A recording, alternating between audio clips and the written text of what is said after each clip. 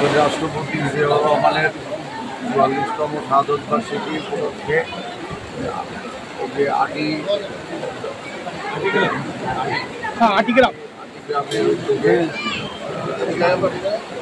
Word BNP অঙ্গ সংগঠনের উদ্যোগে আজকের এই দোয়া মাহফিল আলোচনা সভা এবং তদারক বিতরণের সম্মানিত সভাপতি কবির হোসেন সহ নেতৃবৃন্দ, থানা বিএনপি নেতৃবৃন্দ, ওয়ার্ড বিএনপি নেতৃবৃন্দ, আসসালামু আলাইকুম।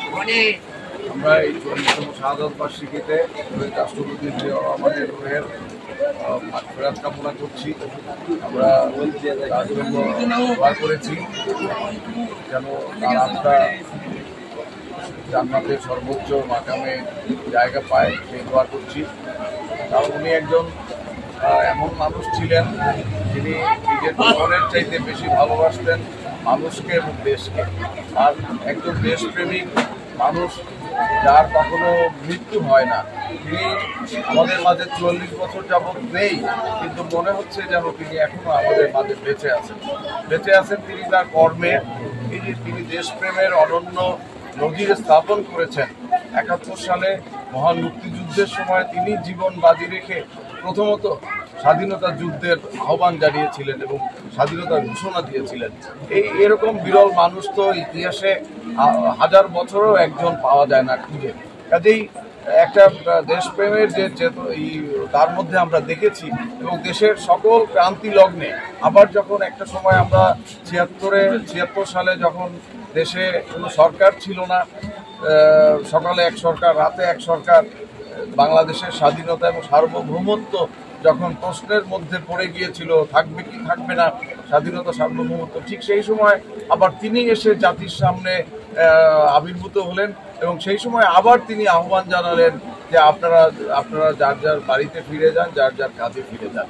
এই যে বারবার জাতির সামনে আবির্ভূত হওয়া, ৭১ সালে একবার ত্রাণকর্তা হিসেবে তিনি আবির্ভূত হলেন এবং জাতিকে পথ দেখালেন যে আমাদের এখন পাকিস্তানিদের বিরুদ্ধে, পশ্চিম পাকিস্তানিদের বিরুদ্ধে আমাদের যুদ্ধ শুরু করতে হবে। তিনি একটা পথ দেখালেন এবং প্রতিরোধ গড়ে তোলার জন্য আহ্বান জানালেন এবং ওনার ডাকে সাড়া দিয়ে আমরা প্রতিরোধ গড়ে তুললাম। আবার ঠিক ৭৬ সালে যখন দেশে সরকার ছিল না, একটা অস্থিতিশীলতা বিরাজ করছিল, ঠিক সেই সময় তিনি আবার এসে সেই বেতার কেন্দ্র থেকেই আবার তিনি ঘোষণা দিলেন যে না, দেশ সংবিধান মোতাবেক চলবে এবং আপনারা যার যার কাজে ফিরে যান। এই যে তার ডাকে সাড়া দিয়ে আবার মানুষ কিন্তু ঐক্যবদ্ধ হলেন এবং তার উপরে আস্থা রেখে মানুষ স্বাধীনতা সার্বভৌমত্বকে রক্ষা করলেন। এই যে বারবার একটা মানুষকে প্রয়োজন হয়, আবার একটা জাতির ক্রান্তি লগ্নে তাকে দায়িত্বভার গ্রহণ করে রাষ্ট্র ক্ষমতায় তাকে বসতে হয়। তিনি কখনো রাষ্ট্র ক্ষমতার জন্য এই দায়িত্ব গ্রহণ করেন নাই, কিন্তু সময়ের উপযোগী সিদ্ধান্ত নেওয়ার কারণেই তাকে রাষ্ট্র ক্ষমতায় বসানো হয়েছিল। কাজেই এই লোকটাকে আমাদের সবসময় স্মরণ করতে হবে।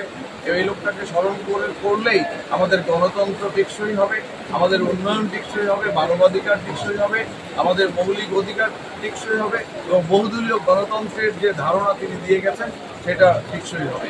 কাজেই আমরা একদলীয় শাসন ব্যবস্থা থেকে বের হয়ে এসে আমরা বহুদলীয় গণতন্ত্র এবং গণতন্ত্র এই দুটাকে সামনে রেখে ওনাকে স্মরণ করে আমরা পথ চললেই আমাদের জাতি আর কখনো পথ হারাবে না। সবাইকে ধন্যবাদ জানিয়ে, প্রচণ্ড বৃষ্টি হচ্ছে, সবাইকে ধন্যবাদ জানিয়ে আল্লাহ নবীর খাতিরে আমাদের দোয়া মঞ্জুর করে নেন। আল্লাহ আমাদের গুনার কাছ থেকে বেঁচে থাকার তৌফিক দান করে দেন।